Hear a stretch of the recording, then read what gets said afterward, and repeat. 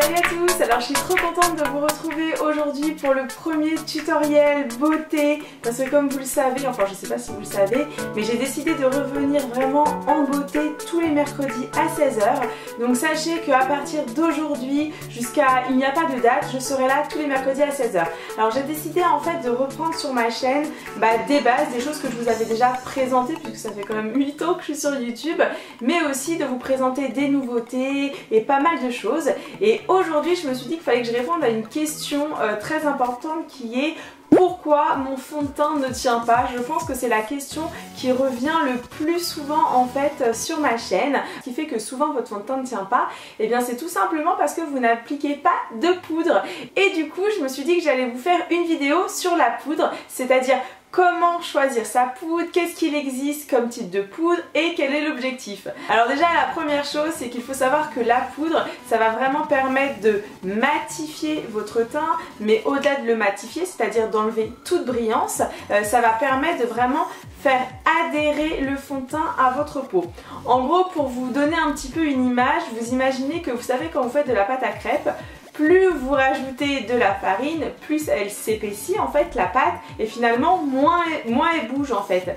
Et bien pour nous c'est pareil, quand on applique le fond de teint qui est souvent un fluide, et bien pour que le fluide il reste toute la journée donc sur notre peau, il faut appliquer de la poudre parce que finalement lorsque vous allez appliquer la poudre, et bien vous allez figer le fond de teint. Alors la deuxième étape va être de choisir son type de poudre parce qu'il existe plein de types de poudre. Alors vous avez la poudre compacte, là je vous en ai pris une de NYX que j'aime beaucoup, c'est leur dernière.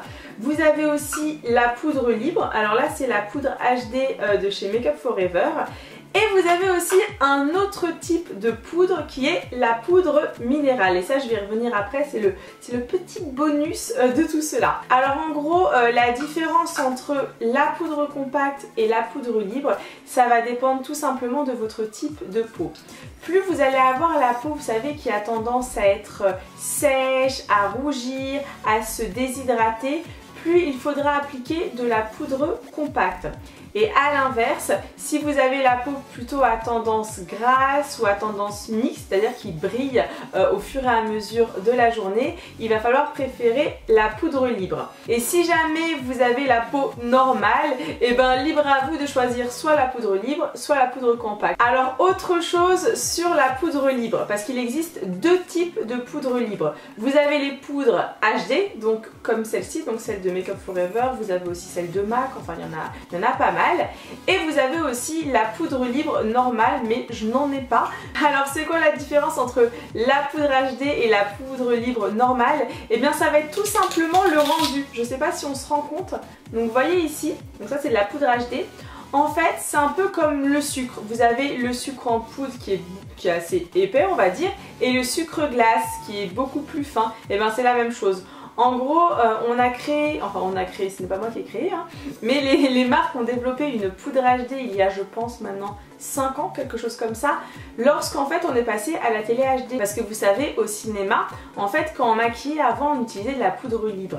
Mais ce qui s'est passé c'est que plus les appareils photo, plus les caméras sont devenues perfectionnées, plus on voyait vraiment le détail du maquillage et un make-up doit rester quand même assez léger. Et du coup c'est pour ça que les usines de maquillage ont créé la poudre HD de façon à ce que le rendu soit beaucoup plus fin, beaucoup plus naturel. Donc en gros la seule différence entre la poudre libre normale et la poudre libre HD, c'est la finesse, c'est la texture. J'ai l'impression d'être le Matt Lesguy du maquillage. En fait, je vais vraiment tout vous expliquer. J'espère vraiment, mes petits warriors, que vous n'allez pas me dire que je reprends comme avant mon côté un petit peu prof.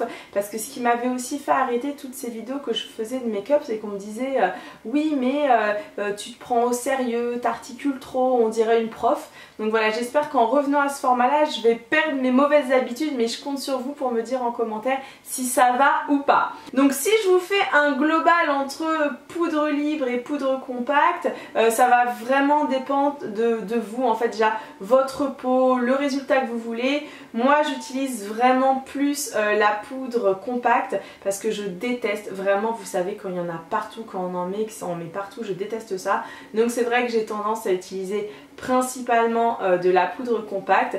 Alors maintenant on passe à la troisième poudre qui est la poudre minérale. Alors forcément hein, je vais parler de celle de ma marque chouchoute de Barre Minéral parce que comme vous savez je suis totalement fan de Barre Minéral et en gros cette poudre c'est vraiment l'alternative à la poudre compacte et la poudre libre, tout simplement parce qu'elle est non comédogène, elle est hypoallergénique et vraiment le rendu fait très naturel. C'est la poudre que je vais vous conseiller si vous avez des allergies, si vous avez la peau très sensible, c'est vraiment génial les poudres minérales. Il n'y a aucun produit chimique, il n'y a pas de parfum, donc vraiment si vous avez une peau qui a tendance à être intolérante, foncez sur la poudre minérale, vous n'allez pas du tout le regretter. Bon, avant de passer aux autres étapes, je voudrais juste savoir si vous êtes encore là. Si jamais vous êtes encore là, mettez-moi un petit commentaire avec un hashtag Warrior Forever pour me dire si vous aimez ou pas.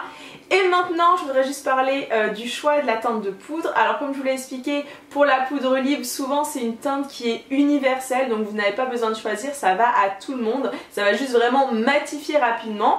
Et si jamais vous prenez une poudre compacte, en général il faut la prendre vraiment de la même couleur que son fond de teint. Alors c'est vrai que souvent la poudre compacte on a tendance à la prendre, vous savez, un petit peu plus haute et surtout ne pas mettre de fond de teint en dessous, mais faites attention parce que lorsqu'on fait ça en général la couvrance est assez légère et le teint n'est pas assez bien unifié, donc faites attention quand même à ça, à ne pas trop prendre une poudre vraiment au-dessus au niveau voilà, de la teinte. Après je vous avoue que moi-même j'ai tendance à prendre une poudre un petit peu plus supérieure. Et avant de finir cette astuce pour que votre teint tienne toute la journée, je vais juste vous parler de la technique d'application. Alors en général la poudre libre il vaut mieux l'appliquer à la houppette. Alors attention, surtout pas avec une houppette comme ça d'ailleurs qui fait un petit peu la tête, c'est vraiment avec, vous savez, une grosse houppette. Je suis super dégoûtée parce qu'en fait vous savez, comme je suis en déménagement actuellement, j'ai laissé des produits chez ma maman et en gros j'ai une super belle houppette, trop belle, trop douce, et je l'ai pas. Donc vraiment lorsque vous appliquez de la poudre libre, pensez à prendre une belle houppette, mais surtout pas comme ça parce que comme ça va vraiment fixer votre teint, ça va vous figer, ça va faire vraiment très moche. Et pour la poudre compacte il faut prendre un gros pinceau comme celui-ci. Donc là c'est celui de chez Sephora, je l'aime bien ce pinceau, en plus il est tout gros. Et vous voyez, vous en mettez partout sur votre visage. Pensez aussi à en mettre dans votre cou et surtout insistez bien sur la zone T parce que comme je vous l'ai dit dans les points négatifs, la poudre compacte a tendance à briller plus rapidement, donc il faut vraiment bien insister sur la zone T. Et si jamais vous faites partie de la team poudre minérale, et bien faut pareil, faut l'appliquer avec un pinceau, mais en général c'est des pinceaux qui sont adaptés à la poudre minérale et je crois que j'en ai un là, voilà, c'est des pinceaux comme celui-ci, donc de Barre Minéral. D'ailleurs j'en profite pour vous dire que si vous préférez vous faire un teint complètement aux poudres, sachez que Barre Minéral ils ont carrément fait un coffret avec que des poudres, avec tous les pinceaux. D'ailleurs j'avais fait un tutoriel, le tutoriel il date, je crois qu'il date de 3-4 ans, donc si jamais vous allez sur la vidéo, ne vous moquez pas de moi, je vais vous mettre la petite fiche par ici et en gros vous verrez, c'est toutes les astuces en fait pour appliquer le coffret Barre Minéral. Donc voilà mes warriors, je pense que je vous ai tout dit sur les poudres. Si jamais vous avez d'autres questions, n'hésitez pas à me les écrire en commentaire et je vous répondrai immédiatement. Et autre chose, la dernière astuce qui peut bien vous aider, si jamais en fait vous voulez que votre rouge à lèvres tienne plus longtemps, et bien c'est pareil, n'hésitez pas à mettre de la poudre sur votre lèvre et d'appliquer ensuite votre crayon et votre rouge à lèvres et vous verrez que vraiment ça permet au produit d'accrocher beaucoup plus. La poudre c'est vraiment votre arme indispensable si vous voulez vraiment un teint qui tient, un rouge à lèvres qui tient, et même pour les paupières vous pouvez vous mettre de la poudre, mais comme maintenant il existe les bases de fard à paupières, on n'a plus trop besoin de la poudre. Bien voilà, je pense que je vous ai tout dit. J'espère que cette première vidéo du mercredi 16h vous a plu. Sachez que moi ça m'a fait super plaisir en fait de revenir à la base, de revenir en fait au maquillage, le pourquoi de ma chaîne qui s'appelait avant Amy Makeup Pro, donc c'est vraiment cool. J'ai vraiment hâte en tout cas de vous présenter d'autres tutos. Bisous, ciao ciao.